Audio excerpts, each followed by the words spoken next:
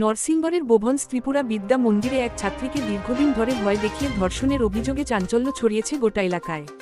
অভিযোগ, চন্দ্রজিৎ নামে এক শিক্ষক পরিকল্পিতভাবে ওই ছাত্রীকে নির্যাতন চালিয়ে যায়।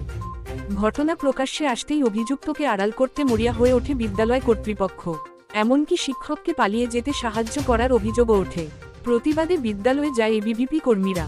সেখানে প্রিন্সিপাল গোটা ঘটনা ধামাচাপা দেওয়ার চেষ্টা করলে ক্ষোভে ফেটে পড়ে ছাত্র সংগঠন। অভিযুক্ত শিক্ষক ও প্রিন্সিপালের গ্রেফতার এবং দৃষ্টান্তমূলক শাস্তির দাবিতে পথ অবরোধ করে বিক্ষোভ দেখায় এবিভিপি। প্রিন্সিপালের মদতপুষ্ট কিছু টিচার ছাত্রীদের হেনস্থা করছে, ছাত্রীদের সাথে মিসবিহেভ থেকে শুরু করে ছাত্রীদেরকে ধর্ষণের মতো কাণ্ড এটার মধ্যে চলছে।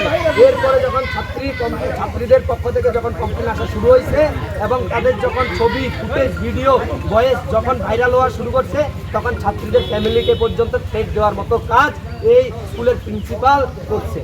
এর জন্য আমরা অবিলম্বে সুষ্ঠু তদন্ত এবং ওই অভিযুক্তের আমরা শাস্তির দাবি করতেছি স্যার।